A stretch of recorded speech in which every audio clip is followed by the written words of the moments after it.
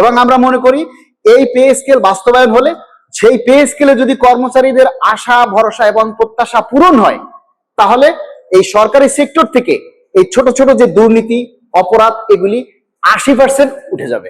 দেখেন, একটা কর্মচারী যখন তার সম্মানজনক একটা স্যালারি পায় বা সম্মানজনক একটা তার চলার জন্য ভাতা পায়, তখন তার মন মানসিকতাটা সাধারণত উন্নত থাকে, তার পিছনের কোনো পিছুটান থাকে না, সংসারে অভাব থাকে না, তার বাসায় থেকে অফিসে আসার পর এই চিন্তাটা থাকে না যে আমার বাসায় বাজার নেই, আমার ছেলে মেয়ের স্কুলের পড়ালেখার বেতন নেই, ঘরে বৃদ্ধ বাবা মা আছে তাদের চিকিৎসার জন্য ওষুধপত্র নেই। এই চিন্তাটা যখন তার থাকবে না, তখন সে সম্পূর্ণ সেবাটা রাষ্ট্রের কাজে ব্যয় করতে পারবে। আর যদি তার মনে এই চিন্তাটা থাকে যে আমি অফিস থেকে বের হচ্ছি, আমার বাসায় তো বাজার নেই, বাসা থেকে বের হওয়ার সময় যখন স্ত্রী বলবে যে বাসায় কিন্তু ছোট বাচ্চার দুধ নেই, বাবা মায়ের ওষুধ নেই, স্কুলের ছেলে মেয়ের বেতন নেই, এই টেনশন নিয়ে যখন একটা কর্মচারী অফিসে আসে, সে অফিসে এসে কাজে মন দিতে পারে না। সুতরাং তার সেবাতে খেতেও তার কিন্তু এই 100% সেবাটা সরকার পাচ্ছে না, বা পাবলিক সরকার সেবাটা পাচ্ছে না, কারণ তার মন মেজাজটা ঠিক নেই।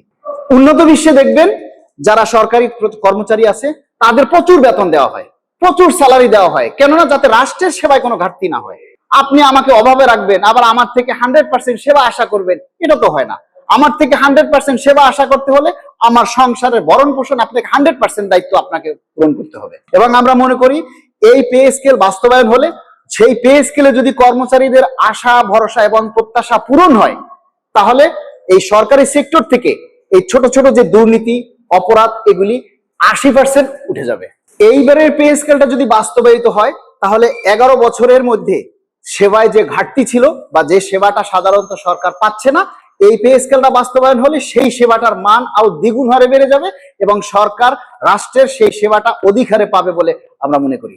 কর্মচারীদের মনেও একটা প্রফুল্ল ভাব থাকবে, সুতরাং তারা স্বতঃস্ফূর্তভাবে সরকারের সেবা দিতে তারা প্রস্তুত থাকবে বলে আমরা মনে করি এবং সরকার সেই সেবাটা পাবে।